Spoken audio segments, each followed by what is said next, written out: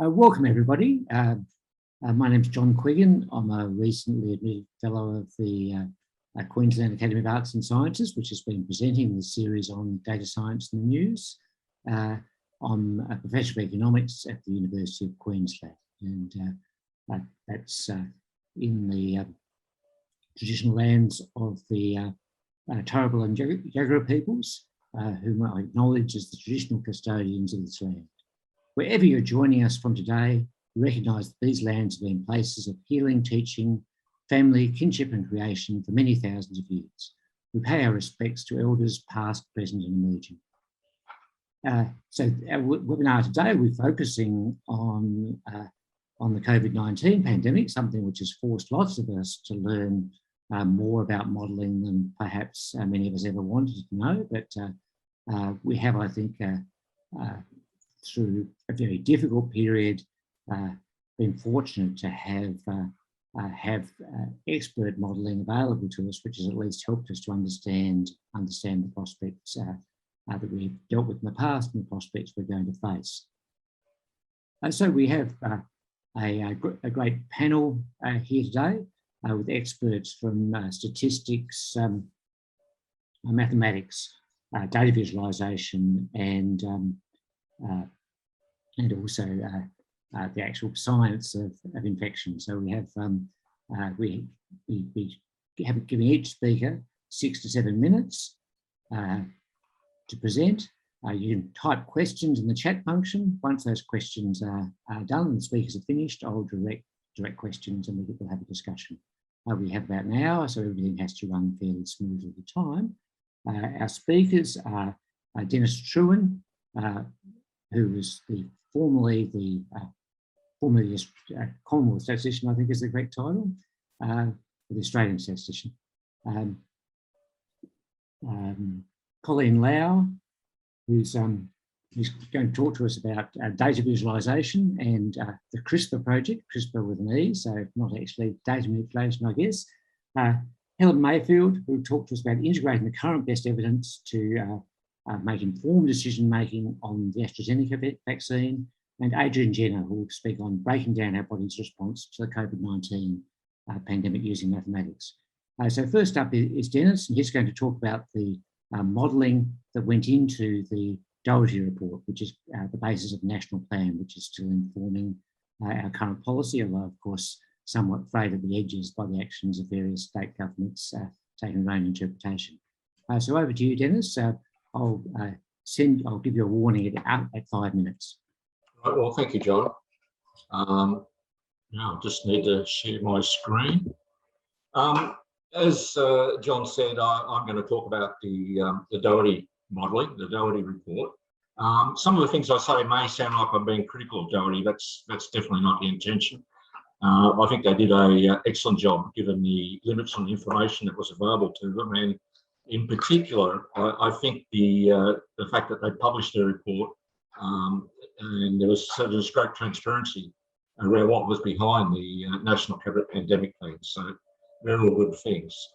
Now, the key assumptions in the Doherty report, the first one was around effectiveness of contact tracing, and they looked at what the effective reproduction number, which I'll call RF from now on, was for fully effective and partially effective contact tracing.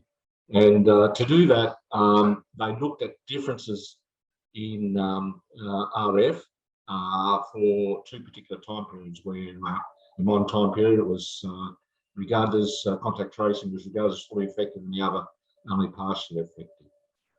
And perhaps I might just jump down to the third point before going back to the second, because a similar approach was done. They looked at the effectiveness of baseline and 3 different levels of public health measures.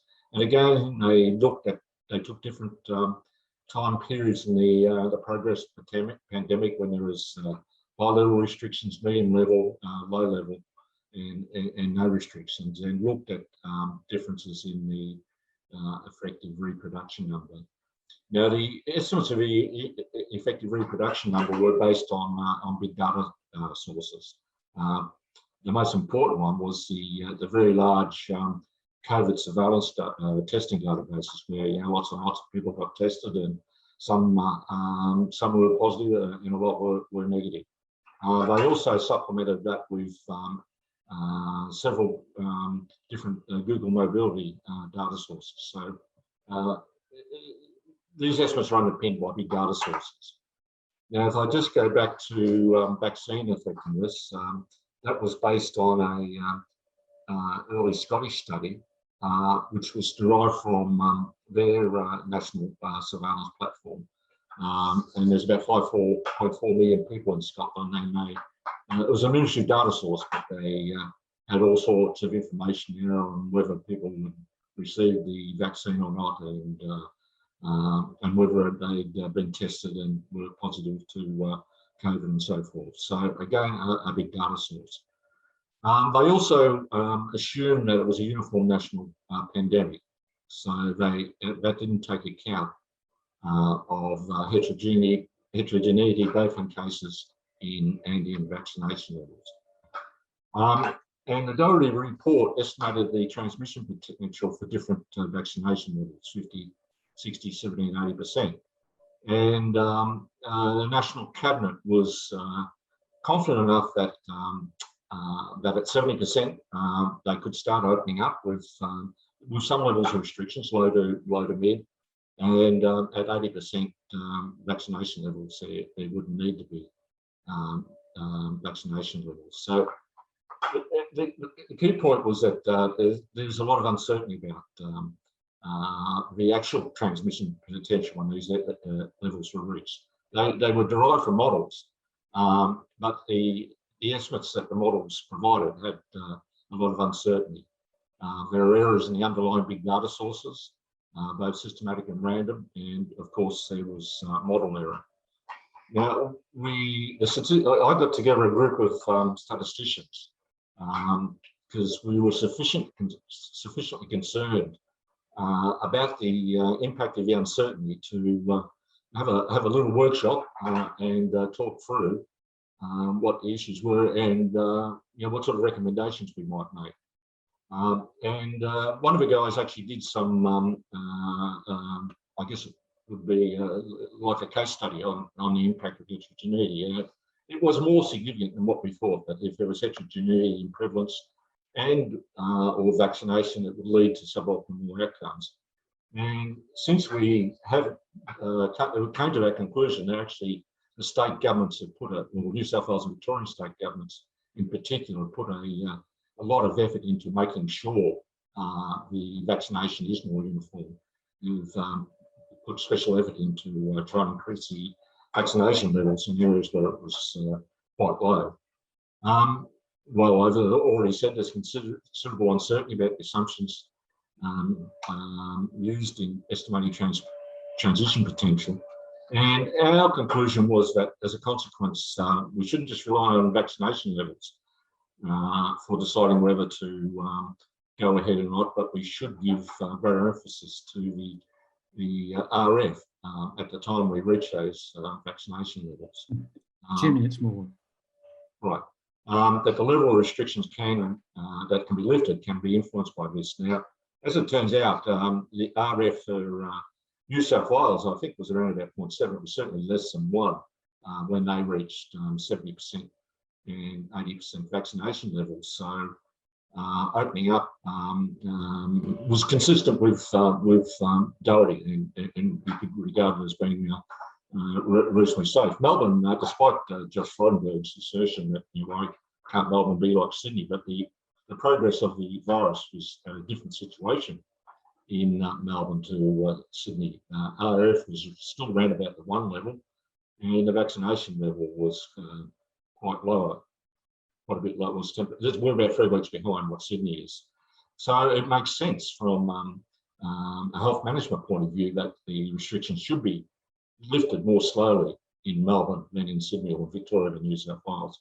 We also argued for more models to estimate RF, where there's a lot of reliance on the single model, but if you go to UK, they use 8 different models. And I think there's scope for Australia to use the collective knowledge of a range of different models in order to get a good feeling for the effective reproduction number. And the last point we made was that there is a need for improved data for understanding the progress. And we're proposing a probability survey because the extent of surveillance changes over time. As Donald Trump famously said, the more you get. Well, you know, the growth in Melbourne, some of it will be due to the fact we've moved from 20,000 tests a day to 80,000 tests a day. And the expectation is that surveillance will drop off as we move through the current phase. Now, I'm just going to, I'll take half a minute just to briefly show you something. I think there's a need to actually understand the error in big data, and work I've been doing with colleagues is trying to develop a framework for big data, and that's shown in the slide. I haven't got time to talk to it, but when you're using big data, one of the first steps I think you should take is actually try and understand what are the errors and what might be able to be done to mitigate them. And one way of doing it is to use what we're calling hybrid estimates. And a colleague and I are actually working on this at present to find out or to try and identify the conditions under which hybrid estimates would be more effective than just using big data in isolation. So I could talk a lot more, but my time's up, I think, so I'll finish there. Thanks very much, Dennis. And now straight over to Colleen to tell us about CRISPR and data visualization. Thanks very much, John. So hi everyone, I'm Colleen Lau from the University of Queensland, and just checking to see if you can see my screen before I start. Yep, great. So as Dennis said, you know, there's a need for much better data and surveillance systems. So I'm going to talk to you about a project called CRISPR, which stands for COVID-19 Real-Time Information System for Preparedness and Epidemic Response. So this project started around about May 2020, and it's a collaborative project between multiple universities across Australia and funded by the PRIZE NHMRC Centre for Research Excellence. Okay. Oops. So the aim of the project is to provide national real-time information and visualization for COVID-19.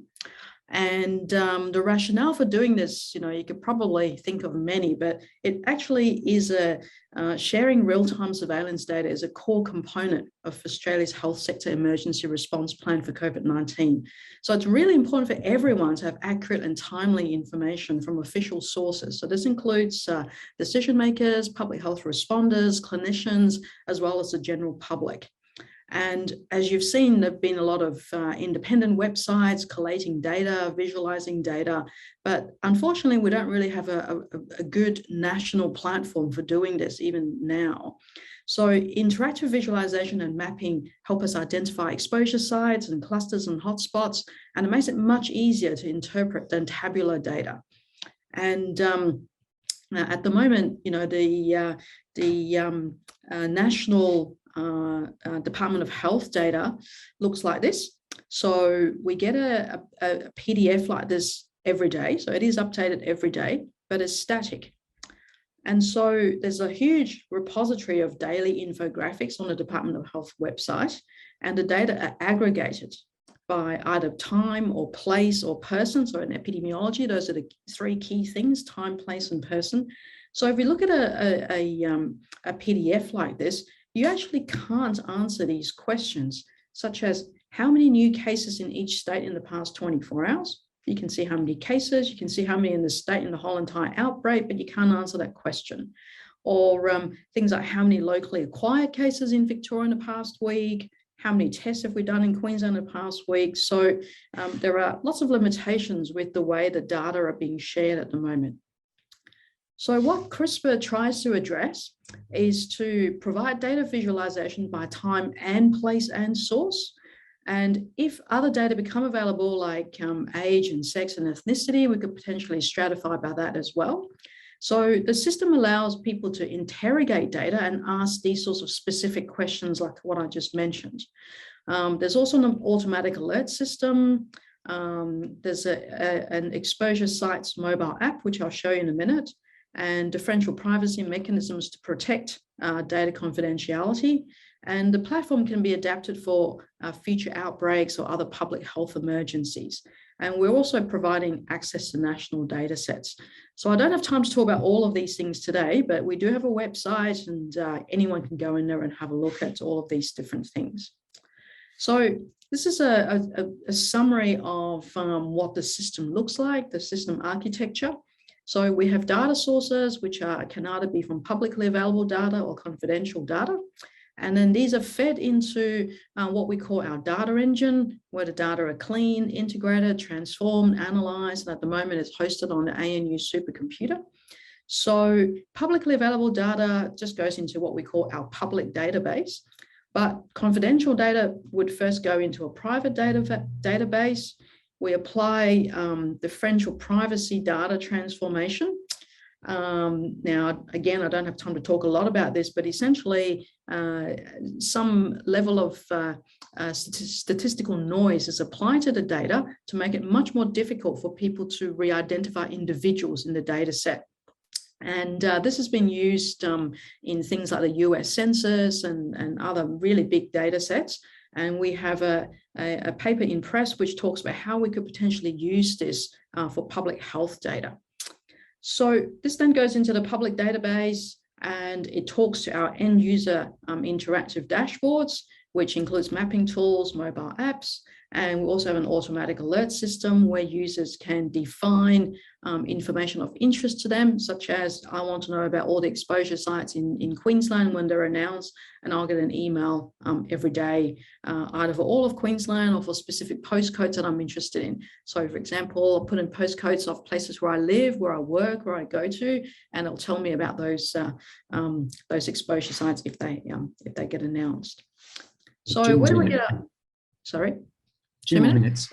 So where do we get our data from? Health department websites, through APIs, and also we scrape data from things like, these long lists of things and put them into our data engine. So these are all accessible by anybody to do additional analyses or research. This has been the most popular part of Crispr. It's a mobile app which helps you find where all these exposure sites are rather than scrolling through long lists of places in health department websites. So this is Brisbane a few weeks ago. These were the exposure sites. And if you clicked on any of these, you'll get a little pop-up showing you the date and time that an exposed person was there and what you need to do. So there have been quite a few challenges with this project. The biggest challenge by far is access to official real-time data from health departments and also from the National Notifiable Disease Surveillance System. So I think that's not a challenge just for our project. It's for, everyone who's been working with COVID data has experienced these issues. Also, access to data in a usable format like CSV files. So some data like those exposure sites need to be scraped from websites, and that's prone to errors. Plus they move these sites, change the format of the tables, and breaks our scrapers. The data format are different between different states and territories, so that generates extra work. We've also had to access some data from unofficial sources like independent websites, which then in turn access data from media and other sources. So again, sources of error. And then, sharing data while protecting privacy and confidentiality, which we are trying to explore through things like differential privacy. So I think that's my 7 minutes, but happy to take any questions later on, or just feel free to email me. Thank you. Great, thanks very much for that, Colin. Thanks for sticking to time. So our next speaker is Dr. Helen Mayfield, who's going to talk to us about using evidence-based decision-making, specifically with respect to AstraZeneca, which is certainly a topic that interests me a lot. So I'll be very interested to hear what Helen has to say. Excellent. Thanks, John. Can you see those slides okay? Excellent. Yeah. Okay, so thanks, John, and thanks to the QUT Centre for Data Science for having us all along today. Really excited to have this opportunity to chat a bit about a project that we've been working on looking at integrating the current best evidence to help inform decision-making for the AstraZeneca vaccine. Okay, So there is still some uncertainty in the community surrounding the safety of the AstraZeneca vaccine. And we know that there's a lot of different data sources and information that are fueling this debate. Currently, people who are considering whether or not AstraZeneca is the right choice for them, they're recommended to go and discuss their concerns with their GP. However, so the word on the street from the GPs was that while there is lots of evidence and advice out there, it's really difficult to piece it all together into sort of a coherent analysis. And it's even more difficult to then explain this risk to patients. So the trick then is, how do we piece together all of this really great information into a single model to help people make informed decisions on whether or not they're going to decide to get vaccinated with the AZ vaccine? So the model we came up with was something like this. Now, this is a Bayesian network, so it's based on probabilities. And the model estimates the probability of several different possible outcomes. So it includes the risk of dying from vaccine-induced TTS, from COVID-19, from cerebral venous sinus thrombosis and portal vein thrombosis. And these are just some atypical blood clots, and we look at both the background rates, so what would the rate be normally, and also looking at COVID-related clots. So there are also a few considerations that we have to take into account that affect the chance of these outcomes occurring. So looking at a person's vaccination status, so whether they've had no vaccine, 1 or 2 jabs, their age, the variant of the disease, and community transmission, and the person's sex. Now, the model is broken up into a few different but linked submodels. So first of all, we look at what is the chance of developing and dying from atypical blood clot. As well as just the vaccine-induced TTS, we also include the background rates of other atypical blood clots, which helps us to compare these relative risks. The next thing we need to know is, how likely is it that someone will actually develop symptomatic COVID? So this is based on the effectiveness of the vaccine, but also the current rates of community transmission and the person's age group. Finally, we need to look at, well, once a person actually develops symptomatic COVID, what are their chances of dying from it, or also from dying from a COVID-related blood clot? So again, this is dependent on the effectiveness of the vaccine, this time against death, and a person's age and sex. Now, I'm just going to go through really briefly a few examples of how we integrate all this evidence into the different parts of the model and how we sort of slot it in now. So for the risk of developing or dying from vaccine-induced TTS, we use publicly available data from the ATAGI reports. We also consult with government advisory groups, so the Thrombosis and Haematosis Society of Australia and New Zealand, and we consult with them to check that. The background risk of developing atypical blood clots, we looked at international studies from the published literature. So there's a lot of information out there. It just involves going through, looking at the literature and deciding what's relevant, and then changing it into a form that we can actually fit into our model. And the final example is just to account for the difference in age groups and gender in the risk of dying from COVID. We included data from the Australian government reports on COVID deaths by age groups and sex, and this allows us to take this distribution into account.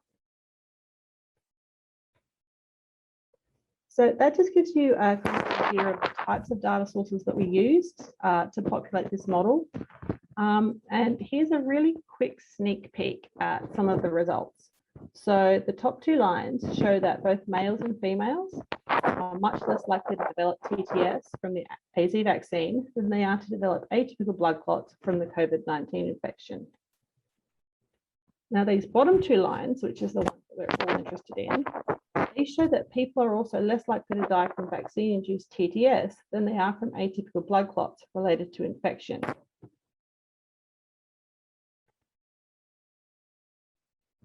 So that's a really quick kind of picture of what we're working on, what we've been doing. But as you know, that the situation is constantly changing, and our intention is that the model is going to change with it. So the modelling framework we've used, the Bayesian networks, they're easily updatable, so we can incorporate the latest weekly reports or any new studies that come in, any new evidence that different variables need to be included, or there are different links that we need to add. These are all easily updatable. We're also currently working to expand the scope of the model. So looking at comorbidities in more detail, such as weight or existing health problems or conditions. And obviously the debate, we know, is always changing. So we're next looking to include the Pfizer and its associated risks with that. So do watch this space. Great. And Thanks of course, very just a quick shout out to the team who've been working on this from a range of different institutions. Thank you. Okay, thanks very much for that, Helen. And now on to Adrian, who's going to tell us about the mathematics of what's happening inside us once we get exposed to this virus, which I expect may happen to all of us sooner or later. Sure thing. So just let me know, can you see my screen? You can hear me okay? You can see me? Great. Hi, everyone. So I thought I'd start off by talking a little bit about what is the immune response that we all have if we ever get SARS-CoV-2, the COVID-19 virus. So if you imagine you've accidentally contracted SARS-CoV-2 and you've inhaled it and it's entered into the lungs, what's going to happen most likely is that it's going to infect some lung epithelial cells and it will start to replicate. So the virus will start to create thousands of copies of itself within a single cell, and eventually that cell will break down and release those viruses out into the extracellular environment, and they can go on to infect other cells. Now, while that might sound scary, fortunately, we're built to have a way of protecting ourselves against this, and that's the immune response. So what happens when a virus infects a cell is a cell starts to secrete signals that I'm just going to call immune signaling molecules. Or an example of that is IFN. Now, these molecules are fundamental because they recruit and signal the immune cells so that they can come in and clear up the virus. So immune cells recognize these signals, they come in, they destroy any viral infected cells, and they even destroy any free virus that might be outside the cells. Now, while that sounds great, and that's what happens in most of us if we're lucky enough to get mild or asymptomatic disease, for the unfortunate few that do develop severe disease, what's happening is the immune system and the immune cells are starting to cause damage to healthy neighboring cells that weren't doing anything wrong. They weren't even infected to begin with. And so this is primarily why we see some people ending up in hospital or in ventilators. So we wanted to try and understand why on earth this was happening for some portion of our population. So we started by developing a tissue level model of the entire immune response to SARS-CoV-2. And so that's represented by this beautiful looking diagram on the left, but I'm not going to go into it because it's just a little bit too much detail for this short talk. But basically what we did was we created an agent-based simulation, which is like a computer simulation of each individual cell in a lung. And so this is just looking at a tiny little tissue square of a 2D lung slice. And we modeled SARS-CoV-2 infection. So you can see our blue healthy lung cells turn gray because they become infected, and all those other cells running around are clearing them up and helping, I guess, to save the lung. Now, unfortunately, in this case, what we end up seeing is that the immune cells are too active and they end up reducing and clearing up all viable lung tissue. So this is a worst case scenario. So we examined this on the full lung level with an agent-based model. And we found that with this model, considering all the the complex immune dynamics, that for a patient who develops severe disease, so down the bottom here, where you've had most of your tissue eradicated and you have lots of just white space left, they've got a low signaling of the immune response, so a low type 1 interferon, compared to someone who might have asymptomatic COVID-19, so hardly any infection really going on in the lung. They've got a high type 1 interferon. Now, while this is great, and this has been confirmed with hospitalized patients, it doesn't tell us why someone is predisposed to have this response. So we decided to create now a model. We moved away from agent-based models, and we created a model of the cells at the population level. So we looked at the population of uninfected lung cells versus infected lung cells and the virus dynamics, along with all those immune dynamics that I've mentioned before. Now, what we found when we created our ODE system is that we could parameterize it to data from hospitalized patients. So we used, this is just one example, but many different data sets that we have for patients that have been hospitalized with COVID-19. their immune counts, or in this case, you can see here their viral load measurements over time. And this is for patients from Singapore and Germany. So we use these individual measurements to parameterize virtual patients. So each patient had a unique parameter set that was linked to a distribution that was created based on patient data. Now, why do we care about these virtual patients? Well, they're a pretty good approximation for, I guess, real patients, real life humans that are contracting COVID-19. So with our virtual cohort, we looked at what predisposed them to severe disease. And what we found was that in our large complex model, there was one main kinetic that drove severe disease, and it was a monocyte macrophage differentiation rate. Now, it doesn't really matter necessarily what this means, but to us, that was very exciting, but we didn't have any way of confirming it. While we thought the model was pretty good, we didn't have any way to know whether it was actually a good prediction. Fortunately for us, recently in the literature, there have been many examples like this one here of people actually finding out that monocyte differentiation or monocyte activation rates are the key predisposition to severe disease. So it's very exciting that our model predicted something that seems to be actually occurring in humans. But this is kind of, I guess, in a way, a little bit older news now. Now we're mainly interested in what's happening with mutations of the virus and what's happening with the vaccine. So as you will know a lot about Delta, before Delta even, we were still monitoring the mutations of SARS-CoV-2. So this is how the mutations of SARS-CoV-2, the 614D and 614G variant looked in the UK in March of this year through to June.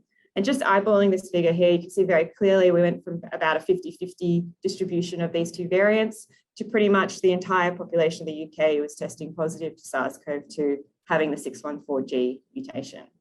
So we wanted to know, is there a way to understand whether that matters, like whether the mutations are going to have a worse effect on our COVID-19 outcomes? So we developed what's called a quasi-species model, which basically is a model that accounts for a distribution of possible immune characteristics and initial viral loads and adds in mutation likelihoods within the genome sequence of the virus. We then simulated what happens if you consider mutations that might be quite extreme. So mutations where the virus is able to be very, very infective and able to stick around in the body for a really long time versus, say, your wild type, which we can consider the current mutation, the Delta strain that's going throughout the population. Now, what we're plotting here is the proportion of a population that exhibits critical or severe disease in red versus mild. And we found that even when you consider a really extreme mutation where this virus has a huge fitness advantage, there's not much of a difference between the amount of people in our population that are actually experiencing critical disease. And fortunately, that's what we're seeing with Delta. We're not seeing necessarily that there's a massive proportion of people that are now experiencing severe disease that weren't before. It's just that the virus is more infectious and able to spread. So I did just want to mention vaccine because I'm doing a little bit of work on that, but I'll just skip the biology because I know I'm running short on time and just talk about what we found. So we're also modeling this effect of the vaccine on our immune response. So as you might know, the vaccine protects us from future SARS-CoV-2 infections by generating a memory response. So we're looking at our heterogeneous virtual populations we're developing based on clinical patients and seeing whether their predisposition to severe disease is affecting their vaccine efficacy. So far, what we're finding is that the memory conversion, so your amount of memory cells, doesn't really depend on how severe your disease was going to be, which is a good finding, I guess. So the vaccine is effective whether you were going to have severe disease or not. But yeah, so just finish there. Thank all my collaborators, lots of people working on this, and thank you very much for listening. Great, thanks a lot for that, Adrian, and thanks now to all the speakers. I haven't got any questions straight up, so I'll get started with. I've got some questions for the speakers, and we'll wait and see if somebody else comes in. So I'll start with Dennis, and a sort of question related to the kind of modelling we saw from Dorothy, which is this idea of living with COVID seems to imply the RF stays pretty close to 1. We have some number of cases that neither goes down to 0 nor goes up very high. What's your thoughts on the feasibility of policies that are going to keep RF near 1? I'm not an epidemiologist, John, so this is probably a non-expert opinion. Because as the vaccination's kicking in, Look, I'll just say it again. The key target now is hospitalisations. You're making sure that the health systems can cope with the number of cases. So as vaccination levels increase, the impact hopefully is more on serious illness than actually on number of cases. The vaccines are more effective against serious illness than what they are against cases.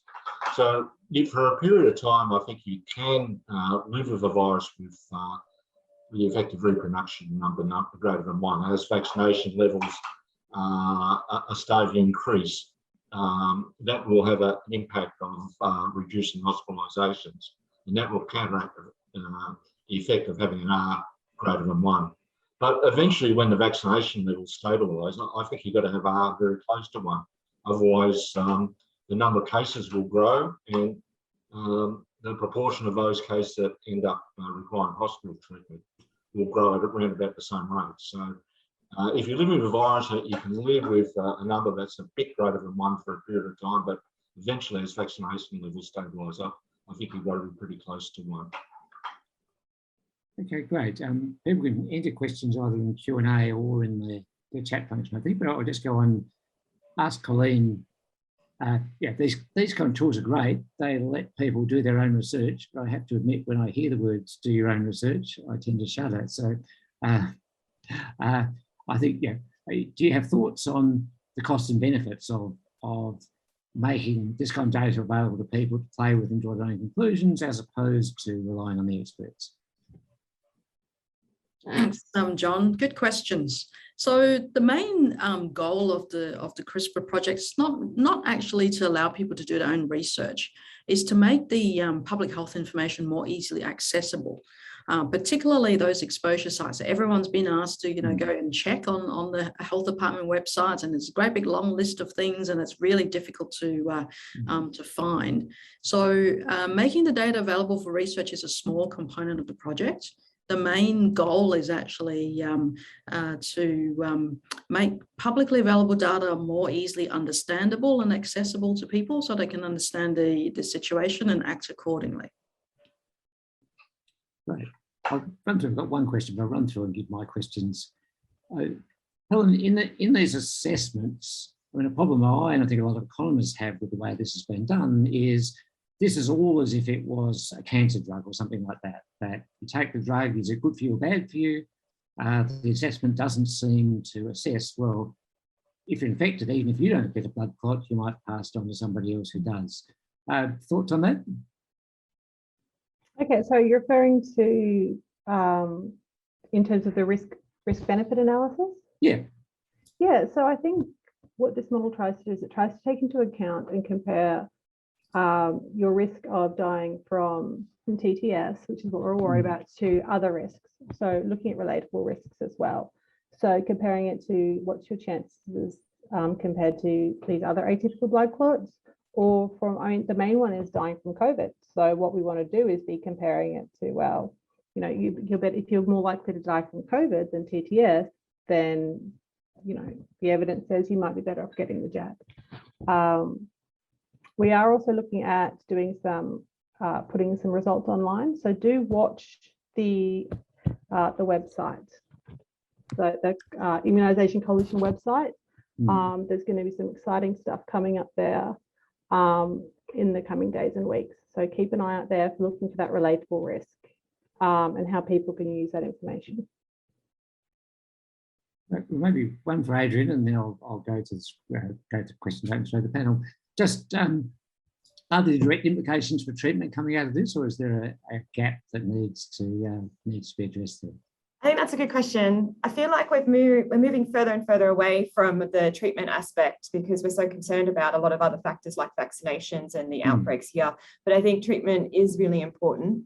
We haven't been able to, I guess, have the time to investigate that, but the model we developed is a very good platform to just add in a single treatment equation and see how that impacts the distribution of people that might end up with very severe and fatal disease and how that might help dampen the immune response. But I think in terms of treatment, there's still a lot of up in the air aspects about how we do treat people who are hospitalized and what is most effective. But yeah, we haven't done anything with that per se. Great. I've got a question in Q&A from David Lovell, who asks, how should and will COVID testing regimes change as the prevalence of the virus changes? So I think I've been tossing in before I might go over to Dennis. We've certainly seen, of course, that testing tends to go up as outbreaks occur. Whether that's a good thing or not, what do you think, Dennis? Well, I think they'll be forced to change because they can't keep up with the workload, and that's already happening in Victoria. Victoria is starting to prioritise the surveillance testing. They're trying to do it in an orderly way and working out which ones are the most important to try and get tested.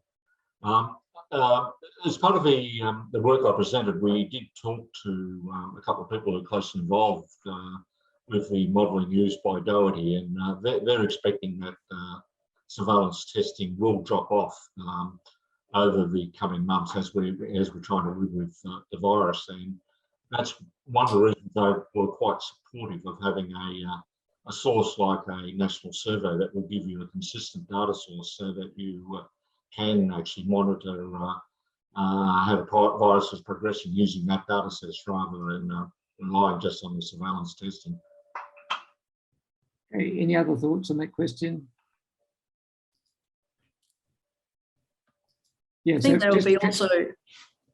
So I was just going to say that there'll also be requirements for testing for certain situations, like pre-travel, for example, and post-travel. So a lot of new rules will come out in the coming months, I suspect.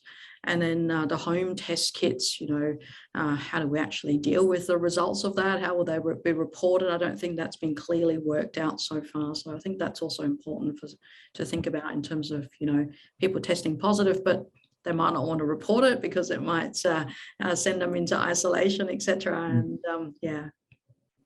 Just a question which I haven't, has been a big deal some places overseas, but I haven't seen much of. Do we have data showing people who have been infected and recovered as opposed to home infections? It never seems to be reported. Does anybody? So what was the last point, John? Well, so there were, especially early in the pandemic, there were big claims in some countries that such a large proportion of the population had already been exposed that herd immunity was on the horizon, and that data at least was based on some sort of test, seroprevalence or something that gave those kind of numbers. Do we have any data on that kind in Australia? I've looked at studies that are some time back now, but with the Delta variant, which is much more contagious, there are estimates that you need to be in the 90% vaccination levels in order to develop herd immunity. It may be more feasible with the earlier variants, but not with Delta. Okay, a kind of related question on the surveillance thing. Frank is asking, does wastewater surveillance of COVID have any value? Oh, it most definitely. It does. It gives you an early signal of those areas where you need to take some sort of precautions. The thing that I was involved with CSIRO scientists who developed the test. When I say involved, I had a few discussions with them. And at that stage, there are a lot of false positives and false negatives. So I'm not sure with the current test whether that's still a big issue or not.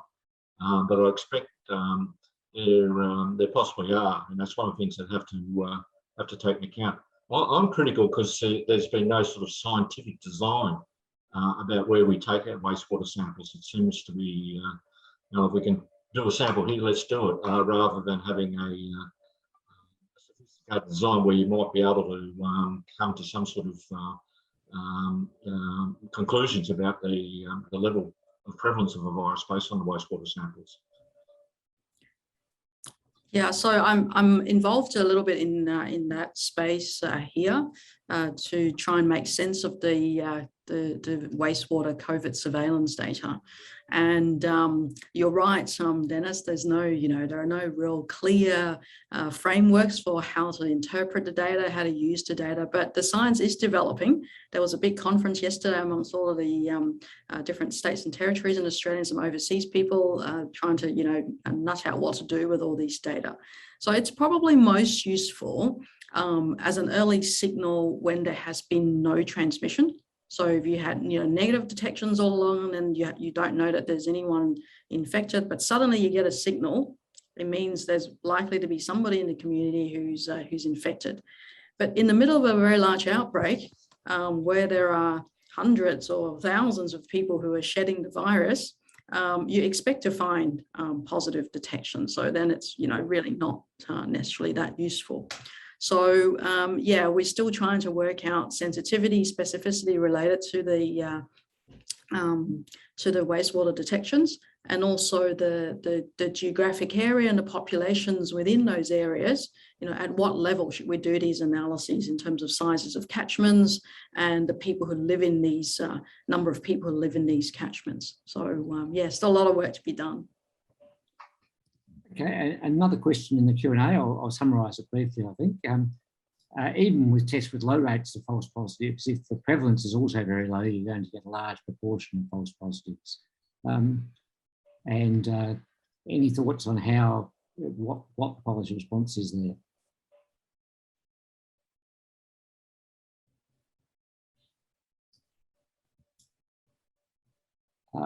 Yeah, I'll toss it. I mean, this is certainly, I think, the question has it been thought about? And I certainly know, I mean, from working in decision theory generally, where I think we are generally well aware of this kind of problem, especially, I think, those of us who seem to be most of us here who are Bayesian by inclination. I think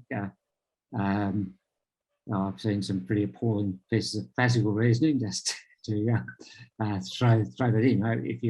If you take a Bayesian approach, you start with the question of what is your prior belief that somebody's infected, and you modify that in light of the test. So there's a very straightforward way of reasoning about it, which is in the more traditional hypothesis testing framework, not quite so prevalent. Another common technique when you've got false positives is to do multiple testing. Yes. That can diminish significantly the likelihood of a false positive. I guess these can be considered as, sorry, I was just going to say these, that you can consider these as screening tests, and if like Dennis said, if it's positive, you can do confirmatory tests. But I think you also need to think about, if you miss a real positive, that's worse than having a false positive that you can confirm with further testing. So you take those things into consideration. But the Bayesian framework that you mentioned, John, there was actually a paper recently from an Australian group using Bayesian networks to look at sensitivity and specificity of COVID tests. So people are certainly thinking about these things. Well, one question that interests me, I mean, we'll wait to see what policy framework emerges, probably not a consistent national one, but a common one is a COVID passport sort of story, where you have two populations, the group who are vaccinated who are subject to one set of policies and the group who are unvaccinated who are subject to another. And it would certainly seem as if something like a Doherty model could be adapted to deal with that. Isn't anybody aware of any modelling that's looked at that?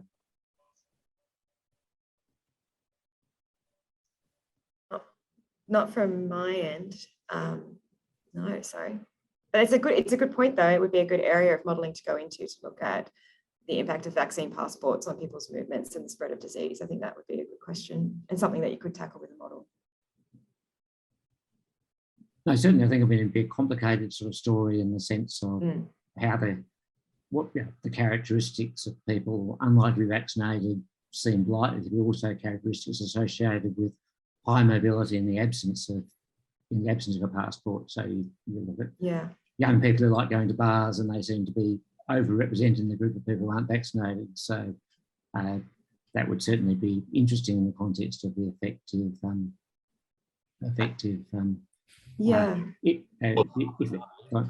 Victoria's opened up today, but you're only meant to be able to go to cafes and whatnot if you've been doubly vaccinated. It's not checked. They're relying on you, to be honest. I guess with a security of some form, or some form of gatekeeper, it's possible. But I think for a great majority of venues, it's going to be impractical. Well, it seems to be, based on overseas report, seems to be enforced fairly effectively in European countries that come that way. So I think the question isn't so much practicality as will, perhaps. But, I think a big problem as well for us to try and tackle is the waning immunity from the vaccine. Like we do know, like Israel's a great example because they very quickly vaccinated so much of their population and now are seeing that those people that were vaccinated first are actually getting infected when really the vaccine has quite high efficacy. So I think how you, deal with waning immunity is going to be a massive challenge for our country and for a lot of countries. So I don't know how we're going to handle that. Is there anything from the sort of intra-body story that explains what's going on here? Well, not per se, but we are looking into it at the moment. That's one of the avenues we're trying to investigate, is why the memory response decreases over time. In reality, when you generate your memory response to a vaccine, it ends up being a fixed proportion of your total memory pool that you then live with for your life. But it does happen that your memory response can wane.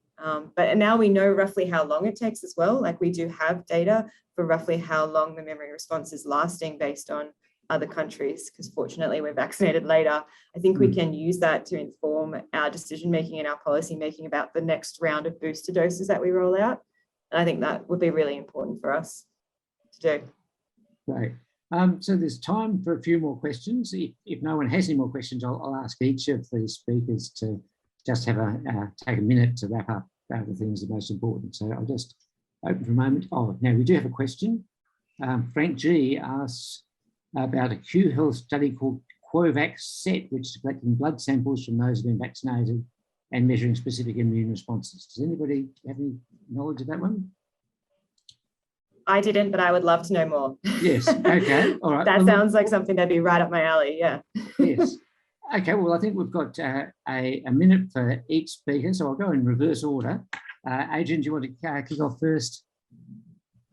Oh. Just a minute to wrap up anything that you would have liked to mention or that you've joined in the discussion.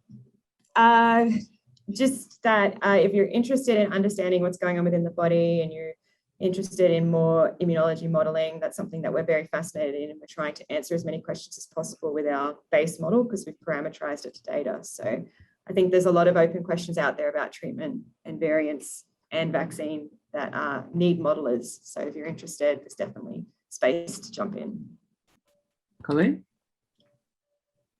I think it's, with really challenging questions, it's really important to work across disciplines. And I think, clearly we've seen that in this pandemic. So there's so much that needs to be done in the public health space, in the data sharing, information system space. So working with data scientists and software engineers, public health, clinicians, etc. There's a lot more work to be done, and we're definitely keen to work with people from other disciplines. I've got one question come in, which I'm not sure who can answer. What happens to the COVID variants that are less transmissible? Do they just go away, or are they still circulating at some low level? I think they predominantly go away. Like if you look at the distribution of variants, for example, in India, if you map those variants, you can see very clearly that in about May, June, July period last year, Delta just became the major variant in that population. So I think that usually what happens with variants is that they end up getting mutated out if they haven't got a fitness advantage like Delta does. Okay, Helen, you just a 1 minute wrap up. Excellent. Thanks for asking, John, because I really wanted to comment on, there was a really nice comment in the chat someone made about whether or not Adrian's model could feed into my model, or our model, not mine. And I really like that because it's a really good point that with the modeling approach we've used with the Bayesian networks, one of the really great things about them is that you can make these sort of ensemble hybrid models whereby results from, for example, simulations from Adrian's agent-based model could be used as an input to inform our priors on our Bayesian network. So I thought that was a really good way to sort of illustrate that the importance of actually using all the available information and how we've got so much fantastic science happening and the importance of integrating it and making sure that we're using it as best we can. Yeah, that's my 1 minute. Right. Yeah, and Dennis? Well, my comments are very similar to Colleen's, that this is such an important issue that we should be putting as many good minds to it as we possibly can. And the Commonwealth Government, to be honest, hasn't taken that approach. They've used Doherty, who are a very good organisation, as their preferred models, and they don't want others to be involved. And I think we'd be a lot better off if there was a lot more transparency, a lot more collective effort. And that's what Britain has done. I hesitate to do that because Britain hasn't managed the virus all that well in the long run. But in terms of actually collecting information, using that information and using the collective knowledge of different peoples, I think they've done much better than Australia. Okay, well, I've got a minute or two, so I might indulge myself a little bit and just observe one of the striking things that's said about wars is they stimulate technological advance, and I did the numbers, and the technological advance in no way pays for the war, but we've seen, I think, all sorts of things happening with the pandemic. First, the massive advances in vaccine technology, which obviously were there, but as long as it was a bunch of poor people in poor countries, no one cared to develop these things, where suddenly we've got these advances, which hopefully will be applied to other diseases in the future. We've also seen the scientific data advances that we've been talking about this.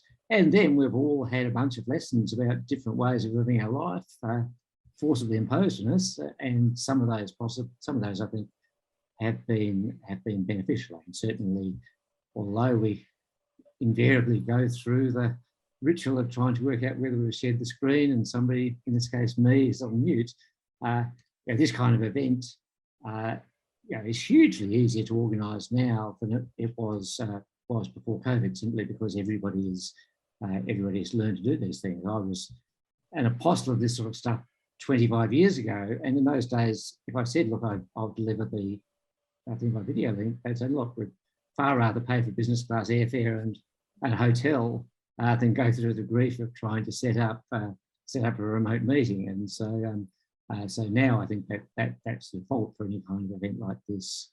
There's certainly things that need to be done in person, but we've learned a lot about what works and what doesn't work with remote technology.